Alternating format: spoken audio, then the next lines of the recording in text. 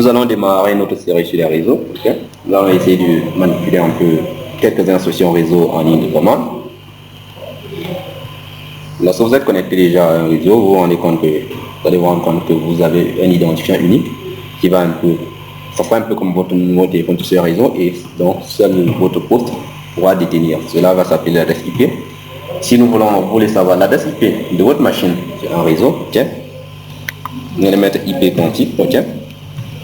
IP config. En tapant IP config, vous avez le suffixe DNS du réseau.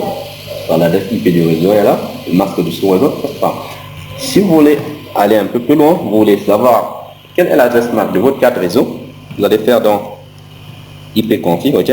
Essayez d'en savoir plus sur les paramètres IP config, IP config /all, et voir toutes les informations concernant le réseau, ok? Donc vous avez la carte réseau qui est la carte Ethernet, ok? Nous avons l'adresse IP, le masque, le nom de l'autre, les types de nœuds. Si on vous descendez un peu plus bas, on va essayer de trouver l'adresse MAC. Vous voyez bien l'adresse physique sur le réseau, il est là. Okay? Et à ça, vous avez un peu plus d'informations en tapant IP config /all. Vous avez un peu plus d'informations sur votre réseau en question. Okay? Sur vos configurations réseau, vous pouvez évidemment modifier aussi ces configurations là, si vous voulez bien. Okay? Pour en savoir plus sur IP config, je vous invite à utiliser IP config /interrogation, ok? De pouvoir voir les paramètres supplémentaires de cette, ou bien faites quelques paramètres supplémentaires, ok? Si vous voulez maintenant essayer de tester la communication entre votre machine et un poste distant, vous allez utiliser l'instruction ping, ok? Si on veut tester par exemple la communication avec le poste Google.com, ping, ok?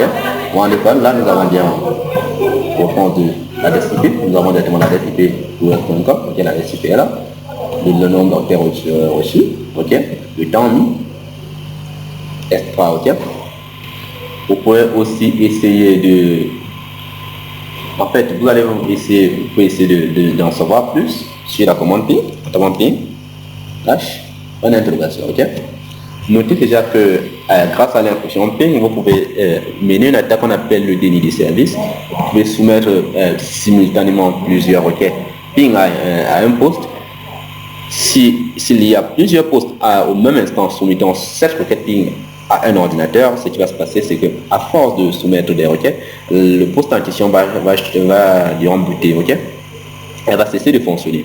Donc si environ 500 machines se mettaient à envoyer des requêtes simultanées à une machine peut-être d'un processeur 2 de 2 GHz environ seulement, ok?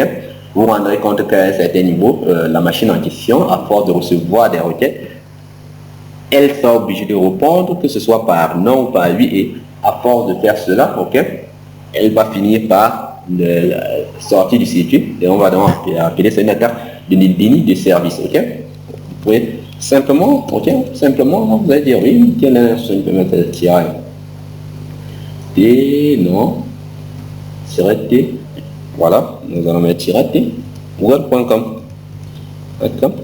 Là, il va envoyer des requêtes infinies, ok? Tout à l'heure, il s'est arrêté à 4 automatiquement, et vous allez vous rendre compte à cet instant, il va aller jusqu'à la gare, il va rôder jusqu'à ce que vous puissiez arrêter cela avec l'instruction CTRL-C. Vous voyez bel et bien que la requête continue. Vous allez remarquer aussi qu'en tapant ping le nom de domaine d'un serveur, vous avez directement son adresse IP en dessous. Évidemment, vous pourriez aussi essayer d'évaluer la distance entre votre PC et un serveur distant, essayer de voir l'itinérance, ok? Pour cela, vous allez utiliser l'instruction tracer. Je vais essayer de voir quelle est l'itinérance que je vais dire, mon information va prendre pour pouvoir rejoindre le service google.com. Je vais mettre tracer/google.com, ok? Et là, il va d'abord afficher la page d'adresse du premier routeur qu'il va traverser, ok? Ensuite, il va essayer d'afficher la seconde, etc. Il aura du mal à afficher dans le cas présent. La connexion dérange un peu.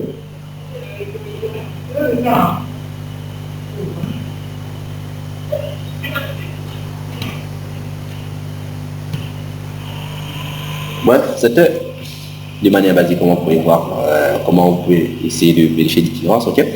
Vous pourriez aussi, vous pouvez essayer de voir quels sont les ordinateurs connectés au même réseau que vous, en ligne de commande. Comment est-ce que vous pouvez faire cela? Vous allez faire un NetView, ok. NetView. Je vais voir tous les ordinateurs connectés au réseau. Allez, NetView. Voilà les ordinateurs connectés, NX moi-même et Desktop qui est en fait mon poste principal, ok. Les deux ordinateurs qui sont connectés au réseau. Une autre chose dont vous aurez besoin de voir, c'est de voir quels sont des ordinateurs qui communiquent, bien des serveurs qui communiquent avec votre ordinateur. Pour faire cela, vous pouvez utiliser Netstat, ok. Un instant. Si on utilise Netstat, on se rend compte que là, rien n'est fait. Mais si nous faisons ça, nous lançons peut-être Internet Explorer, Store, Google.com. Nous lançons Internet Explorer avec le service Google.com, avec l'adresse Google.com, ok. Et que nous revenons ici voir Netstat. Ok. Là directement nous nous rendons compte des machines qui sont en train d'établir une communication distante avec une autre machine, ok. L'adresse IP hier, ok. Vous pouvez essayer, au lieu de voir, c'est vrai là nous avons eu les adresses de Google, mais vous pouvez essayer par exemple de voir les ports extra, ok.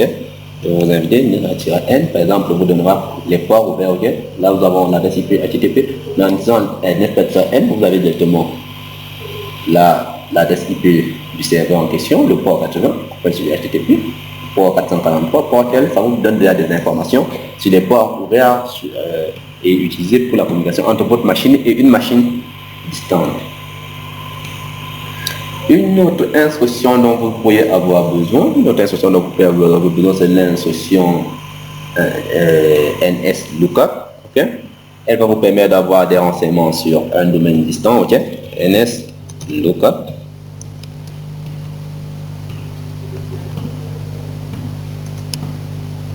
NSLOOKUP, si nous mettons google.com,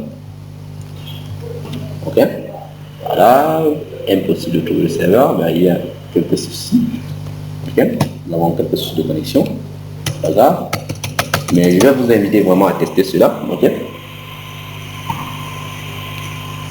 Il peut aussi vous arriver d'essayer de vous connecter à des équipements distants, ok.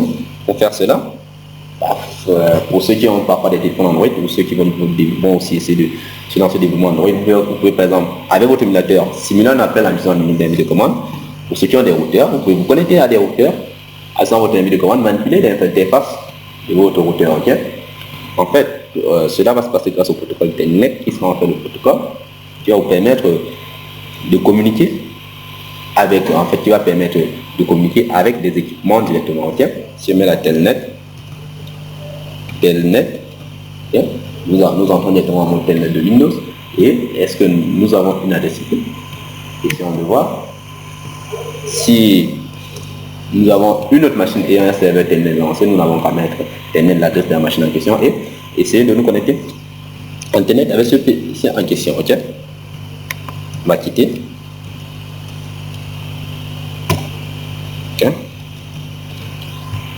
Vous pouvez aussi essayer de vous connecter en fait à un serveur FTP. Généralement, la plupart des serveurs afin d'échanger des fichiers avec les autres, ok, vont utiliser le protocole FTP. Si vous voulez donc essayer de vous connecter à ce serveur pour télécharger des fichiers, vous allez faire FTP, ok. Si je vais essayer de fouiller le serveur FTP de Microsoft, ils sont de voir un serveur FTP là. Microsoft.com, FTP, Microsoft, FTP, Microsoft. Ça.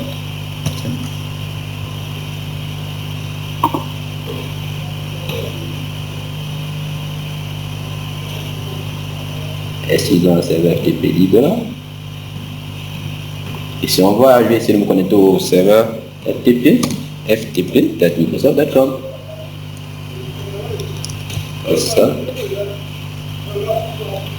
Microsoft.com. Est-ce qu'ils n'ont pas un serveur d'échange de fichiers libres?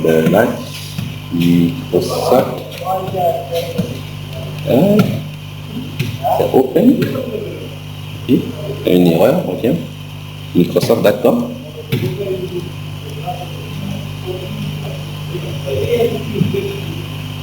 Il se connecte à Microsoft. Est-ce que nous pouvons avoir accès au serveur FTP? Est-ce qu'on va me demander d'entrer dans l'utilisateur un mot de passe? Blabla, etc. S'il ne nous permet pas, ben, c'est pas grave, on passe à la dessus, essayons de voir s'il n'y a pas un serveur FTP.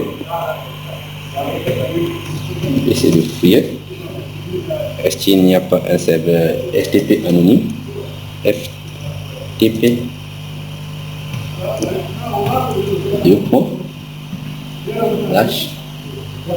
C'est pas, mais c'est quoi?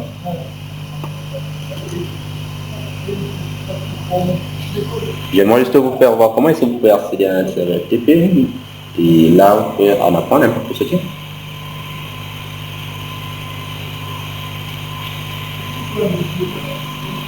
Vous allez vraiment nous excuser, nous faisons ce cours en fait en live directement, donc c'est pas un truc que nous avons pris la peine de traiter d'abord en avant, je fais directement en direct, ok? C'est que il peut y avoir de temps en temps quelques oublis, quelques erreurs, ok?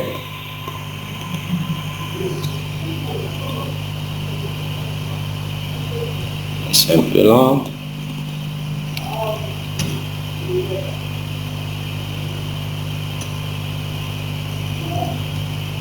FTP server.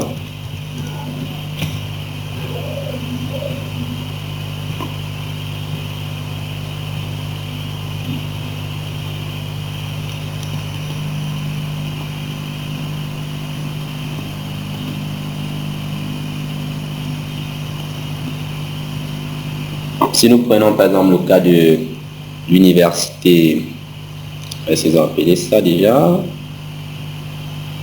d'Organ, ok, et non, Organ, on va faire open, ici c'est O, S, U, O, S, L, c'est pas O, S, U, O, S, L, ok, on va essayer d'accéder pour voir les fichiers, ok, nous sommes connectés. Attendant qu'il nous demande le nom d'utilisateur, un mot de passe.